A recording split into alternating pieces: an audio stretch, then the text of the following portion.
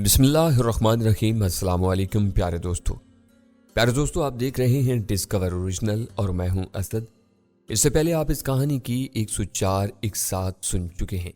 अब किस्से 105 मुलाहिजा फरमाएं।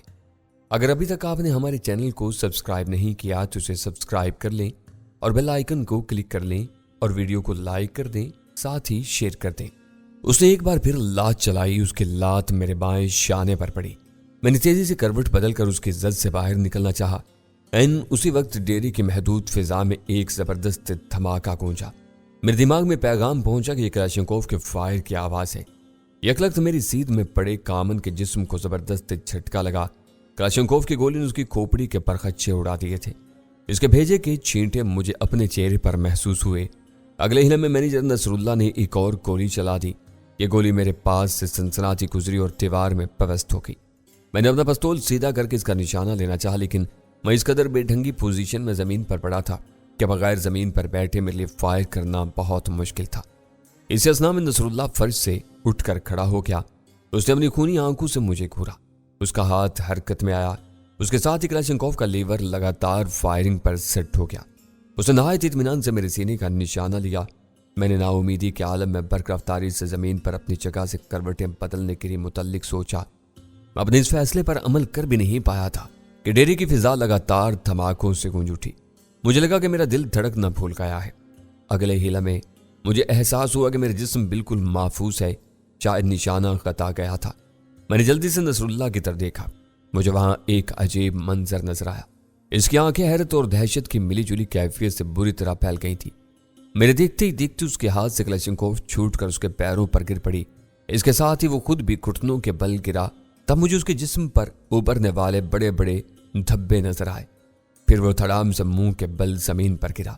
मैं हैरत से मुंह फाड़े ये सब देखता रहा। इसी लम्हे कोई बेआवाज कदमों से चलता मेरे करीब आन खड़ा हुआ। उठिए जनाब, मैंने जवाद की पुरसकून आवाज सुनी। उसने हाथ बढ़ाया। उसके हाथ का सहारा लेकर मैं अपने पैरों पर खड़ा हो गया। अपने झंझनाते आसाब पर काबू पाने में मुझे अच्छी खासी देर लगी। बाल बाल बचाया है तुमने जवाद, वरना आए तो बस समझो कि कहानी खत्म हुई गई थी।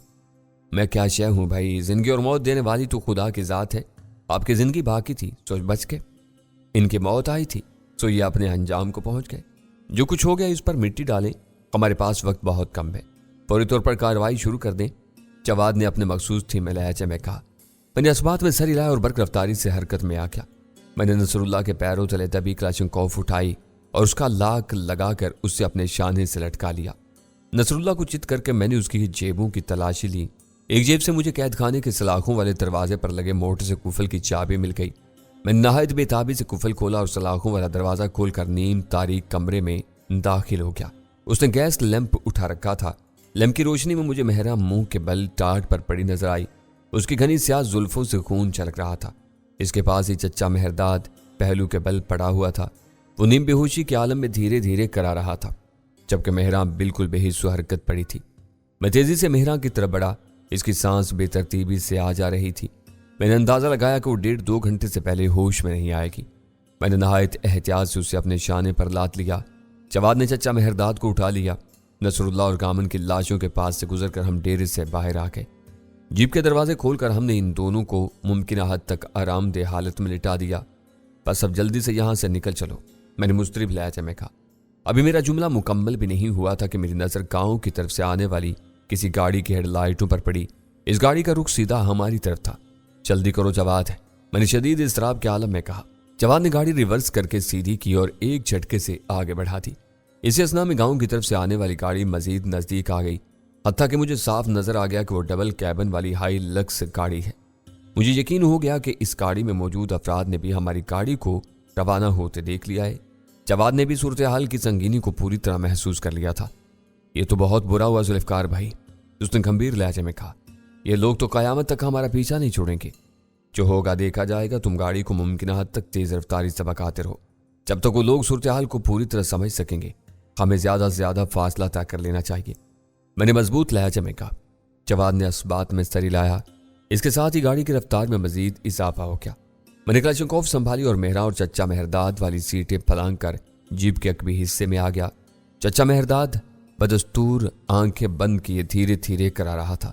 मैंने अपनी पूरी तवज्जो अकबी मंजर पर मरकूज कर दी। مجھے ہائی لکس گاڑی ڈیرے کے سامنے رکتی نظر آئی۔ اس کی ہیڈ لائٹس بند ہو گئی تھیں۔ میں نے جواد کو تازہ ترین صورتحال سے آگاہ کیا۔ اس اثنا میں بارش پوری طرح تھم چکی تھی، لیکن کیچڑ کے باعث راستہ بے حد خراب ہو رہا تھا۔ ویسے بھی یہ کوئی باقاعدہ سڑک نہیں تھی۔ بغیر ہیڈ لائٹوں کے اس راستے پر گاڑی چلانا تقریباً ناممکن تھا، لہٰذا اسے مجبوراً ہیڈ لائٹ روشن رکھنا پڑ رہی تھی۔ اونچے نیچے راستے پر جیپ کو زبردست جھٹکے لگ رہے تھے، لیکن جواد اسے اندھا دھند بھگائے چلا جا رہا تھا۔ خاصا فاصلہ طے کرنے کے بعد ایک جگہ اس نے جیپ کی رفتار دھیمی کی اور بائیں طرف موڑ لیا۔ اسی وقت میں نے بہت دور اندھیرے میں کسی گاڑی کی ہیڈ لائٹوں کو روشن ہوتے دیکھا۔ اگلے لمحے وہ روشنی میری نظروں سے اوجھل ہوگی۔ خبردار ہو جاؤ جوان، وہ لوگ تمام صورتحال سے آگاہ ہو چکے ہیں۔ میں نے بھاری لہجے میں اسے خطرے سے آگاہ کیا۔ اب وہ لوگ سیدھے ہمارے پیچھے آئیں گے۔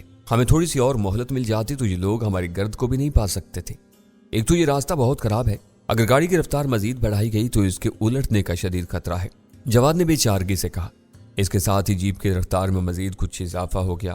خاصا فاصلہ طے کرنے کے بعد جواد نے جیپ کی رفتار ایک بار پھر کم کی اور اسے دائیں ہاتھ کو لے جانے والے ایک راستے پر موڑ لیا۔ مجھے بہت دور عقب میں روشنی کی ہلکی سی جھلک نظر آئی۔ وہ یقیناً کسی گاڑی کی ہیڈ لائٹوں کی روشنی تھی۔ وہ لوگ بہت تیز رفتاری سے ہمارے پیچھے آ رہے ہیں۔ میں نے جواد کو تیزی سے قریب آتے ہوئے خطرے سے آگاہ کیا۔ آنے دو، پرواہ نہیں، اب وہ لوگ ہمیں نہیں پکڑ سکتے، جواد نے خلاف توقع خاصے پر اعتماد لہجے میں کہا۔ میں تمہارا مطلب نہیں سمجھا، میں نے حیرانی سے پوچھا۔ میرا مطلب یہ ہے کہ اب ہم خاصے ہموار راستے پر آ چکے ہیں اور بآسانی ان لوگوں سے اپنا فاصلہ بڑھا سکتے ہیں۔ میں نے ذرا غور سے دیکھا تو اس راستے کو پہچان لیا۔ یہ وہی راستہ تھا جس کے ذریعے ہم گاؤں تک پہنچے تھے۔ اس راستے پر جواد بغیر ہیڈ لائٹس جلائے گاڑی چلا کر لایا تھا۔ روشن ہیڈ لائٹوں کے ساتھ جیپ نہایت سبک رفتاری سے آگے بڑھ رہی تھی۔ اس راستے کے دونوں طرف گھنا جنگل تھا۔ دشواری صرف یہ تھی کہ اس راستے پر خاصی دور تک کوئی موڑ نہیں تھا، چنانچہ ہمارے عقب میں آنے والے بآسانی بہت دور سے ہماری گاڑی کو دیکھ سکتے تھے۔ میں نے اپنے عقب میں ایک بار پھر ہیڈ لائٹ کی روشنی دیکھی۔ اس بار ان کا فاصلہ ہماری جیپ سے پہلے کی نسبت زیادہ تھا۔ جواد پوری طرح مطمئن تھا کہ وہ یہ فاصلہ کم نہیں ہونے دے گا، لیکن مجھے ایک اور فکر کھایا جا رہی تھی۔ چچا مہرداد اور مہرا کے چکر میں ہم مرزا اور صدیقی کو تقریباً پوری طرح فراموش کر چکے تھے۔ ہمارے پاس انہیں تلاش کرنے کا وقت بھی نہیں تھا۔ ہم یہاں سے جان بچا کر فرار ہونے میں کامیاب ہو بھی جائیں تو مرزا اور صدیقی تو یہیں رہ جائیں گے۔ ملک کریم کے بعد میں اپنے دو مزید ساتھیوں کو کھو بیٹھا تھا۔ یہ دونوں بھی سردار شاہ مراد کے شیطانی جال میں الجھ کر رہ گئے تھے۔ میں ایک بار پھر تنہا رہ گیا تھا، لیکن نہیں، میں تنہا نہیں ہوں۔ میرے ساتھ جواد جیسا جانثار ساتھی موجود ہے۔ میں چچا مہرداد اور مہرا کو سردار شاہ مراد کے ناپاک سائے سے دور نکال لایا تھا، لیکن نہیں، ابھی میں اپنے اس مقصد میں پوری طرح کامیاب نہیں ہو سکا ہوں۔ سردار شاہ مراد کے پالتو کتے ابھی تک ہمارے پیچھے لگے ہوئے ہیں، وہ کسی بھی وقت ہمارے سروں پر پہنچ سکتے ہیں۔ میں نے اپنے عقب میں آنے والی گاڑی کی ہیڈ لائٹوں پر نظریں جما دیں۔ مجھے محسوس ہوا کہ دونوں گاڑیوں کے باہمی فاصلے میں کچھ کمی ہوئی ہے۔ اسی وقت جواد نے جیپ بائیں طرف موڑی۔ جواد بھائی، جیپ کو آگے لے جا کر سڑک سے اتار لو اور کسی محفوظ جگہ کھڑی کر دو۔ لیکن کیوں؟ جواد نے شدید حیرانی کے عالم میں سوال کیا۔ البتہ اس نے گاڑی کی رفتار میں کمی کر دی تھی، اس لیے کہ ہم کتنی ہی گاڑی بھگا لیں، ان کی گاڑی سے فاصلہ تو بڑھ سکتا ہے، لیکن ان سے پیچھا نہیں چھڑا سکتے۔ ہمیں ان کا حتمی علاج کرنا پڑے گا، ورنہ یہ ہمارے تعاقب میں ہمارے ٹھکانے تک پہنچ جائیں گے۔ جیسے آپ کی مرضی، جواد نے بلا ہیل و حجت میری بات مان لی۔ ایک مناسب جگہ دیکھ کر اس نے گاڑی راستے سے اتار لی اور کچھ جھاڑیوں کو روندتا گھنے جنگل میں گھس گیا۔ درختوں کے ایک چھوٹے سے جھنڈ میں پہنچ کر اس نے گاڑی کا انجن بند کر دیا۔ ہم دونوں اپنے ہتھیار سنبھال کر جیپ سے اتر آئے۔ کلاشنکوف میں نے اپنے پاس رکھی، جبکہ جواد کا سائلنسر والا پستول میں نے اس کے حوالے کر دیا۔ اب اس کے پاس دو پستول تھے۔ ہم دونوں تیزی سے کچی سڑک کی طرف بڑھے۔ سڑک کے پاس پہنچ کر ہم نے برق رفتاری سے اپنی حکمت عملی طے کی۔ میں کلاشنکوف سنبھال کر سڑک کے کنارے اگی درختوں کی ایک جوڑی کی طرف بڑھا۔ تقریباً 2 فٹ قطر کے تنوں والے یہ درخت ایک نہایت محفوظ مورچے کا کام دے سکتے تھے۔ ان دونوں کے درمیان بمشکل 1 فٹ کا فاصلہ تھا۔ میں نے ان کے پیچھے پہنچ کر کلاشنکوف کا رخ اس طرف کر دیا جدھر سے ہمارے دشمن تیزی سے ہماری طرف بڑھ رہے تھے۔ اس اثنا میں جواد کسی پھرتیلے بندر کی مانند سڑک کے دائیں کنارے اگے ایک گھنے درخت پر چڑھتا چلا گیا۔ اس نے نہایت مہارت سے گھنے پتوں کے درمیان خود کو چھپا لیا۔ اسی وقت میں نے سڑک کے موڑ پر روشنی کی تیز دھاریاں نمودار ہوتی دیکھی۔ گاڑی کے انجن کی وہ راہٹ میرے کانوں میں آئی۔ کچھ ہی دیر کے بعد گاڑی نے موڑ کاٹا۔ اس کا رخ سیدھا ہماری طرف تھا۔ میں نے روشنی سے خود کو بچاتے ہوئے اپنی کلاشنکوف کا لاک ہٹا دیا۔ وہ اس وقت سنگل فائر پر سیٹ تھی۔ گاڑی خراتی ہوئے موڑ سے آگے بڑھی۔ اس پر حملے کی ابتدا جواد نے کرنی تھی۔ गाड़ी मजीद आगे बढ़ी। अचानक मैंने गाड़ी का शीशा तड़कने की आवाज सुनी। दरख्तों की ओर से मैंने देखा कि गाड़ी के विंडशील्ड में यके बाद दीगरे 3 सुराख हो गए। गाड़ी यकलख्त बुरी तरह लहराई। खामोश फिजा में किसी की कर्मनाक चीख गूंजी। मेरे देखते ही देखते गाड़ी सड़क से उतरी और जबरदस्त धमाके से एक दरख्त से टकरा गई। फिजा में मजीद इंसानी चीखें गूंजी। गाड़ी का अगला हिस्सा तसादुम के नतीजे में बुरी तरह पिचक गया। जवाद ने अपने पिस्तौल से खामोश अंगारों की बरसात जारी रखी। शिकस्ता विंडशील्ड के पीछे मौजूद तीनों अफराद इसकी गोलियों का निशाना बन चुके थे। मैंने गाड़ी के पिछले कैबिन से किसी इंसानी हेवले को बाहर आते देखा। इसके साथ ही मेरी क्लाशनकोफ गरज उठी। बमुश्किल 40 गज के फासले से मेरी राइफल की पहली ही गोली ने उसका जिस्म छेद दिया था। मैंने मजीद 2 फायर किए। वो बगैर कोई आवाज निकाले मुंह के बल जमीन पर ढेर हो गया।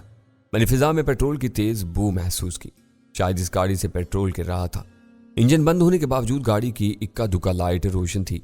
अचानक गाड़ी में एक चिंगारी सी छूटी। इसके साथ ही गाड़ी के इंजन के आसपास आग भड़क उठी। मैंने चीख कर जवाद को मुतवक्का खतरे से आगाह किया और अपने आप को पूरी तरह दरख्तों के पीछे छुपा लिया। कुछ देर बाद आग गाड़ी के पेट्रोल टैंक तक पहुंच गई थी। एक जबरदस्त धमाका हुआ और पूरी गाड़ी आग का गोला बन गई। धमाके के बायस उड़ने वाले धाती टुकड़े दूर दूर तक बिखर गए। मुझे अंदेशा महसूस हुआ कि कहीं जवाद किसी धाती टुकड़े की जद में आकर जख्मी ना हो गया हो। आग के बायस होने वाली तेज रोशनी में मेरी नजरें इस दरख्त पर जम कर रह गईं जो जवाद की पनाहगाह का काम दे रहा था। कुछ देर बाद मैंने जवाद को दरख्त से नीचे उतरते देखा। मैंने पहली नजर में अंदाजा लगा लिया कि वो जख्मी नहीं है। मेरे वजूद में इत्मीनान की लहर तोड़ गई। जवाद ढीले कदमों से मेरी तरफ बढ़ा। मर गए, सब खत्म हो गए, उसने अजीब थके थके से अंदाज में कहा। हाँ, शिकारी खुद शिकार हो गए, मैंने पुरस्कून लहजे में कहा। इनमें से तीन मेरी गोलियों का निशाना बने हैं, जबकि दो तो जिंदा जल गए, इसने खोए खोए अंदाज में कहा। मैंने आज महज चंद घंटों के अंदर 4 इंसानों की जान ले ली। मैंने परेशानी के आलम में उसका सुता हुआ चेहरा देखा। होश में आओ जवाद, तुमने कोई गुनाह नहीं किया। मैंने धीरे से उसका शाना झंझोड़ दिया। अपने आप को जहनी अजियत न दो। तुम्हारी गोलियों का निशाना बनने वाले कोई शरीफ और मासूम लोग नहीं थे। ये सब खूनखार वहशी दरिंदे थे जो बेशुमार इंसानों की जिंदगी से खेल चुके थे। जाने कितनी मासूम लड़कियां अपने इज्जतें इनके हाथों गंवा चुकी हैं। अगर हम इन्हें खत्म न करते तो ये हमें खत्म कर चुके होते। हकीकत पसंदी से काम लेना सीखो। सालिम का हाथ तोड़ना हरगिज जुल्म नहीं है। मैंने गहरी संजीदगी से कहा। मेरा अल्फाज का उस पर खातिर खा असर हुआ। आप सही कह रहे हैं, वाकई इसके सिवा कुछ चारा भी तो नहीं था। ये लोग तो ताकत के नशे में अंधे हो जाते हैं, उसने फुस मुर्दा से लहजे में कहा। मैंने उसका शाना थपथपा कर उसका हौसला बढ़ाया। जीप के पास पहुंचने तक उसकी हालत खासी हद तक संभल गई थी। हम दोनों जीप में जा बैठे। एन उसी वक्त मैंने चचा मेहरदाद की आवाज़ सुनी। खाए मेरा सर है। मैंने तेजी से पलट कर देखा। चचा मेहरदाद ने दोनों हाथों से अपना सर दबा रखा था। उसकी आंखें अभी तक बंद थी। चचा होश में आओ, मैंने खुशी और तशवीश की मिलीजुली कैफियत के साथ कहा।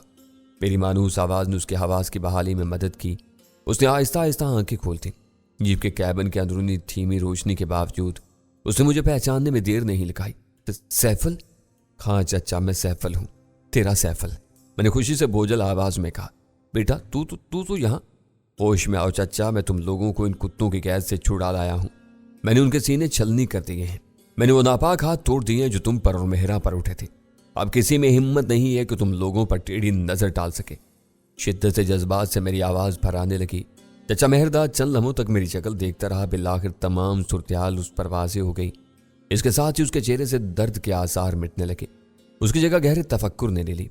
उसने गिरदो पेश का जायजा लेकर गहरी परेशानी के आलम में कहा। ये तूने अच्छा नहीं किया सैफल। वो लोग पहले ही तेरे खून के प्यासे हो रहे हैं, तो मुसलसल इनके गाजो गजब को भड़का रहा है। तो फिर तुम ही बताओ चचा कि मैं क्या करता? क्या मैं इनको तुम्हें कत्ल करने के लिए आज़ाद छोड़ देता? क्या मैं मेहरा की इज्जत की तरफ उठने वाली गलीज हाथों की पेशरफ्त चुपचाप देखता रहता? नहीं चचा, मेरे लिए ये मुमकिन नहीं है। तुम लोग मुझे कुछ भी समझते हो, मेरे लिए तुम दोनों ही दुनिया की अजीज तरीन हस्तियां हो। तुम्हारी हिफाजत के लिए मैं अपनी जान भी कुर्बान कर सकता हूँ।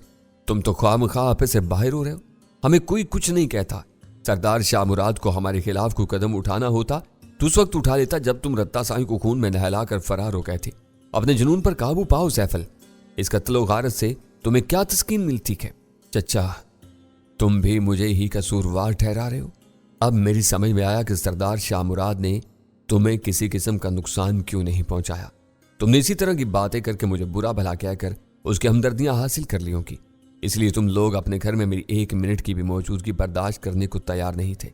मैं दुखी लहजे में कहा। हाँ, तुम बिल्कुल सही समझे हो। मैंने सरदार शाह मुराद के सामने तुमसे लाताल्लुकी का इजहार किया था। यही नहीं, मैंने उसे वादा किया था कि मैं तुम्हें पकड़वाने में उसकी हर मुमकिन मदद करूंगा। चचा मेहरदाद की बातें आतिशी लावे की मानिंद मेरी समात को झुलसाती चली गई। मुझे लगा कि मेरा वजूद रेजा रेजा होकर तेज हवाओं में बिखरता जा रहा है। तो तुमने ऐसा क्यों किया चाचा? मैंने सरसराती आवाज में कहा। तो फिर और क्या करता? मेरे जैसा माजूर बूढ़ा सरदार शाह मुराद की बेपनाह ताकत का कैसे मुकाबला कर सकता था? तुम्हारे जाने के बाद हम किससे अपना सहारा बनाते? अगर मेरी अतात के इजहार से मेरी जिंदगी और मेरी बेटी की इज्जत महफूज रह जाए तो फिर इससे बेहतर कौन सी सूरत हाल हो सकती है? नसरुल्लाह ने हम दोनों को उठवा लिया तो क्या हुआ? वो हम पर हाथ डालने की जरूरत नहीं कर सकता था। सरदार शाह मुराद को हमारे मुतालिक इल्म होता तो वो फौरन हमारी रिहाई का हुक्म जारी कर देता। तुमने ये खून खराबा करके हम दोनों के लिए शदीद मुश्किलात पैदा कर दी हैं। बात सिर्फ इतनी है चचा, तुम मुझसे कुछ छुपा रहे हो। सरदार शाह मुराद की इन मेहरबानियों की कोई खास वजह है जो तुम मुझसे छुपा रहे हो। ठीक है, मैं तुमसे ये सब मालूम भी नहीं करना चाहता। मुझे यकीन हो गया कि तुम लोगों को आज़ाद करा के शदीद गलती की है मैंने। मेरी तरफ से तुम दोनों को पूरी इजाज़त है। मेहरा को होश आ जाए तो तुम लोग यहाँ से वापस चले जाओ। इन लोगों से कह देना कि मैं तुम्हें ज़बरदस्ती अपने साथ ले गया था। मौका मिलते ही तुम लोग वापस लौट आए। मेरी निशानदेही करने की भी तुम्हें मुकम्मल आज़ादी है। मैंने शिकस्ता दिली के आलम में कहा। मेरी बात सुनकर चचा मेहरदाद खामोश हो गया। जवान ने बेचैनी से पहलू बदल कर कहा, आप दोनों किस फजूल झगड़े में पड़ गए हैं? इजाज़त हो तो यहाँ से निकलने की कोशिश करें। ये दोनों अगर गांव वापस जाना चाहें भी तो घने जंगल और अंधेरी रात में पैदल वहां तक नहीं जा सकते। वैसे भी इस वक्त हवेली के तमाम कारिंदे भूखे दरिंदे बने हुए होंगे। वो बगैर सवालों जवाब की इनकी टिक्का बोटी कर देंगे। फिलहाल यहाँ से निकलें, इसके बाद इस मसले का मुनासिब हल सोचेंगे। चचा मेहरदाद ने बेबसी के से आलम में सर हिलाकर उसकी तायद की। जवान ने जीप स्टार्ट करके रिवर्स की। हम लोग एक बार फिर कच्ची सड़क पर आ गए। जलती हुई हाइलक्स के शोले अब मध्यम पड़ चुके थे। अलबत्ता फिजा में बसी हुई गोश्त जले की बू अभी तक नाकाबिले बर्दाश्त हो रही थी। जवाद ने जल्दी से जीप आगे बढ़ा दी। देखते ही देखते जलती हुई गाड़ी बहुत पीछे रह गई। हम गोल नहर के करीब पहुंच चुके थे। नहर के पुश्ते पर पहुंचकर जवाद ने गाड़ी का रुख बाएं तरफ मोड़ दिया। हम लोग इसी तरफ से आए थे। मेरी समझ में अब तक नहीं आया कि मिर्जा और सदीकी इतने पुरस्कार अंदाज में कहां और कैसे गायब हो गए। जवाद ने दरमियानी रफ्तार से गाड़ी चलाते हुए मेरे कान में सरगोशी की। यूं लगता है कि उन्हें भूत प्रेत उठाकर ले गए हैं। खो ना हो इसी जंगल में कोई खतरनाक गड़बड़ है। हमें तो ये तक इल्म नहीं है कि वो अपनी मर्जी से कहीं गए हैं या उन्हें उनकी मर्जी के खिलाफ अगवा किया गया है। मुसीबत तो ये है कि हम फौरी तौर पर इनके लिए कुछ भी कर नहीं सकते। वैसे ये बात पूरी तरह साबित हो चुकी है कि इस जंगल में पेश आने वाले वाकयात का बज़ाहिर सरदार शाह मुराद की हवेली से कोई ताल्लुक नहीं है। मैंने जवाद के कान में जवाबी सरगोशी की। हम नहर के पुश्ते पर शुमालन जनूबन 1-1.5 किलोमीटर ही चले होंगे कि जवाद को अचानक एक झटके से गाड़ी रोकना पड़ी। मेरी हैरतज़दा नजरों ने देखा कि हमारी गाड़ी के सामने नहर का पुश्ता बुरी तरह उधड़ा पड़ा है। यूं लग रहा था जैसे किसी देव कामत दरिंदे ने बारिश से भीगी जमीन में पंजे काट कर इसे तहस नहस कर दिया हो। 1 फुट से 2 फुट तक गहरे खाले नुमा गढ़ों का वो सिलसिला तहद नजर फैला हुआ था।